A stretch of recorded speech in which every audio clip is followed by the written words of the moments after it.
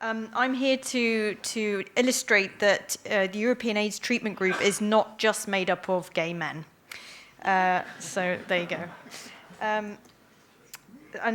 Today I'm going to be it's very hard to follow two great presentations, by the way, but my talk is going to focus on Western European PrEP and borrowed PrEP, to pick up your example.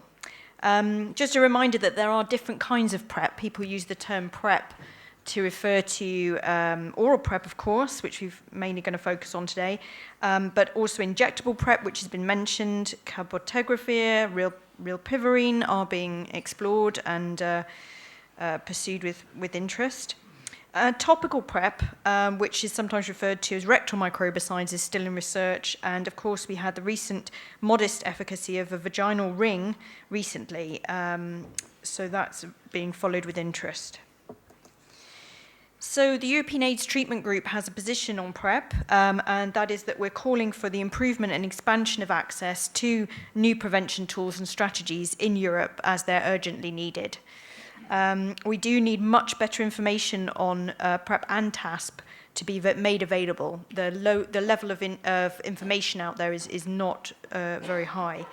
And we've called consistently over the past 12 to 18 months that the EMA and industry need to be more transparent about the licensing process, and we're very glad that they've actually gone ahead and submitted, Gilead have submitted. The price needs to come down, has been referred to as a key aspect, cost effectiveness, and there is need for more research among key groups. I think the question around PrEP effectiveness for MSM and transgender is very clear, but there are groups for whom there is limited or less evidence, so we need that research to continue. The key point, I think, is that PrEP is not for everyone, and some of the skepticism and resistance around PrEP comes from the idea, well, you're just going to put everybody onto treatment for life, in effect. Well, what we're talking about is putting people at very, very high risk, very imminent risk, onto PrEP for a period or a season of risk in which they're going to be exposed. So it's a bit like taking malaria prophylaxis when you go on holiday. And importantly, the need for PrEP needs to be based on individual risk, not just big groups, as I'm going to come on to. So what group they might come from: sex workers, you need PrEP. Injecting drug users, you need PrEP because your incidence is over 3%. It's more nuanced and complicated than that. We also emphasize, we agree with the ECDC and everyone else who says that intermittent PrEP is, sorry, I should have said EACS. Intermittent PrEP is not recommended for heterosexuals because we do not know daily use is particularly important for women because the level of PrEP in the vaginal tissue is lower than being found in the rectal tissue. So for women particularly, they need to take it daily. And the national guidelines for PrEP, it's very important that you involve community insight into that, as has been done successfully in the UK. Just wanted to make a quick point about PROUD. That study is being referred to as not a real-life clinical trial. It was a trial designed to look at real-life settings in the UK context, so it is very relevant to real-world settings. Obviously, we've had PrEP come through in France, and there's been a lot of activism. Gay men have come out very strongly after initial skepticism and the division in the community about side effects, the pharmaceutical profit behind this, fears about suspicion of that, and the idea that it's a party drug. There has been, as information has gone out about PrEP, the demand has come through, and people are starting to get angry that they've seroconverted and wanted to get PrEP but couldn't get it. And so we've heard already some mention of I Want PrEP Now, which tells you how to get generic PrEP if you're in the UK. We've got PrEPster, which is another website run by UK activists, and PrEP New in Netherlands. And these are new, very exciting new gay activism we haven't seen for quite a while around HIV. Just to be, this is a sort of work in progress slide, but just to remind you that MSM are diverse and there's a lot of subgroups within that. So some MSM are sex workers, some of them are engaging in sex with heterosexuals, some of them are partners of people living with HIV, some use chemsex, some are young men, and some are trans. So we need to be careful we don't go, this is for MSM, and not get more refined than that. So what's happening in Europe in terms of off-label prescription? We know that gay men are going to their HIV doctors they know if they have friends who are HIV positive and asking for PrEP. And we have anecdotal evidence that at least 10 countries, from what we've done, is that doctors are prescribing PrEP quietly and informally. They ask their patients, and of course they're not really patients, are they, to come back for STI screening, renal function, and drug levels, which tells you why, our whole point is about PrEP is not just about a pill, and I'll come back to that. The reasons for not prescribing that we've heard that when gay men tell us, we weren't prescribed, they either dismiss it as an option for that person, or they think it's the efficacy is not there. So there's a surprising level of still people who don't really trust the efficacy or don't know the huge body of evidence we have. There's obviously fear of prosecution for prescribing off-label, and some are waiting for the EMA or the national authority to rule. So, borrowed PrEP, DIY PrEP. So here are some of the things that we've heard about. We sent out an invitation to EATG members to tell us what they'd heard. Obviously, people are sharing pills with friends. So you might be on a regimen and then you have a bottle of Truvada left over when you change.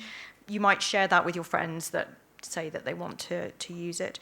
You might go to PrEP clinics where those are available and access PrEP, say you've had a high-risk encounter, and then you throw away the rest of the regimen and you just keep the Truvada and use that.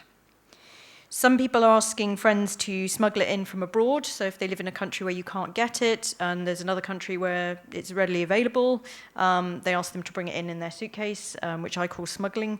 I don't know what the technical term is.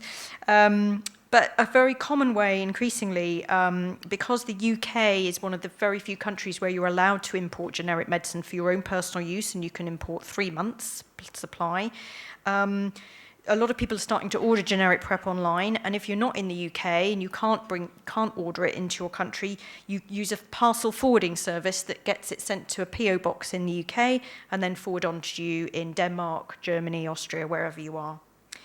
We've also heard of Truvada pills being put into sex party packages, which cover things like recreational drugs, catering, and condoms. So you get a few pills in with your sex party package, which is a worrying thing. And even more worrying is that you can buy it on the black market. There might be people who are in such dire financial circumstances they want to sell their pills, and I'll show you in a minute what that costs. So will there be PrEP buyers clubs? We don't know. There might emerge in Europe in response. These are quotes from people who've responded to us saying people are asking friends in the UK to receive the order, send on privately, use a parcel forwarding delivery service, as I've explained. To get it through customs, you have to say it's worth £30 and contains dietary supplements, because otherwise, of course, it would be stopped at the border. And so we're hearing this over and over again, that people are asking friends in the UK to send it on to them. The street value I've heard is €25 for one pill. I think we should be very, very worried about this. Now, turning to women, there is even more low awareness, or even lower awareness, among heterosexual women about PrEP, and though it is something that could be of benefit. Of course, women are familiar with the concept of the pill and taking a daily pill to reduce your risk of pregnancy in that case. But you do need to know your HIV risk to sort of get into that mindset of I'm going to take PrEP.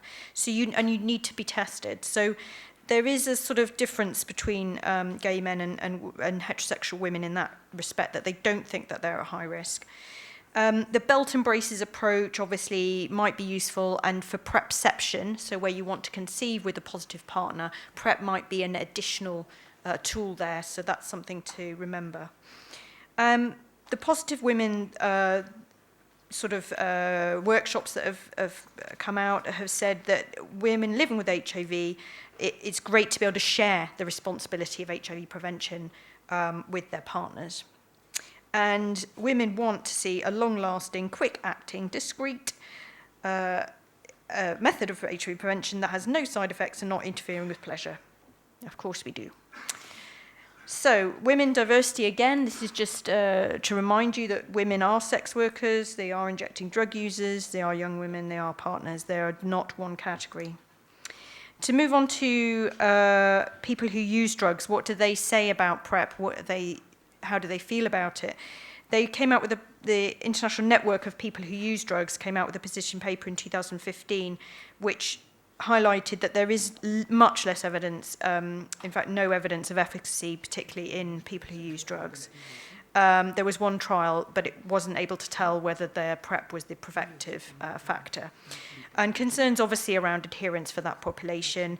A strong fear that PrEP will replace harm reduction. And in contexts where harm reduction is constantly under attack politically and financially, there is a fear that some politicians will seize PrEP and replace harm reduction with that. I'm not sure if those politicians have looked at the price of implementing PrEP to the extent that they would, if they were replacing harm reduction. That might be something they're not aware of.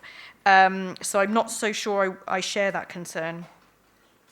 But critically, obviously, if you have people who are injecting who aren't able to get onto treatment for whatever reason, offering them, and they're living with HIV and they're positive, offering their friend who isn't positive drugs before they can get them is questionable. So further research needed, and of course, this position paper says that PrEP needs to be freely available if it is made available with informed consent and never compulsory, which of course there's risks of that. And again, sex workers share some of these anxieties. They're afraid of it being used as a tool to register and control them because obviously you'd need a prescription, so that means access or engagement with healthcare professionals. Their fear that testing will become mandatory and imposed on them. At the moment, sex workers are able to pretty well use condoms well and are not the highest risk group in Europe. They don't, and these don't require an HIV test, so why introduce something additional? And which comes back to my point of looking at the individual and not the group. There are concerns, of course, that clients will demand condoms as sex, and which will be less safe than because it protects them from STIs as well. So those multiple side effects over a long period, they're concerned about STIs compacting and sort of the implications of taking lots of drugs at the same time worries them. And of course, we all agree PrEP should not be seen as a magic bullet. Just quickly to look at injectable PrEP, some of the pros and cons of that that have been talked about. Obviously, it's very appealing, as you have with contraception, the idea that you would have a longer acting injectable version or implant. You wouldn't need to keep dosing, it could be very discreet. The concerns that have been raised are about its very, very long half-life. The PK tail is quite long, as it's referred to. Safety concerns, resistance concerns, and the complexity of trials. And really, there's not been enough acceptability research into what injectable PrEP, how that would be received, either in the community or among healthcare providers. So we really want to see much more of that. So just sort of getting towards the conclusion now, PrEP is not just about putting pills in people's mouths. And this is not a quote from the community, it's actually a quote from Dr. Marie Lager of the Institute of Tropical Medicine in Antwerp, who's doing the Be Prepared study. And PrEP is consistently, misunderstood as just a pill. It's actually a package of services that go around that. And if it's done correctly, you're going to attract people into your clinic who have got asymptomatic STIs, who you will see, and you will get a new group of people who are at high risk that you won't have come across. So again, it comes back to the key questions which people have raised already. At the personal level, who needs what, who wants what, and who gets what? We're talking about implementing PrEP. How do you deliver it? How do you support adherence?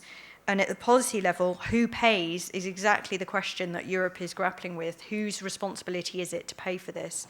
And who decides? With that, I'll just conclude with some thanks and look forward to your questions. Thank you.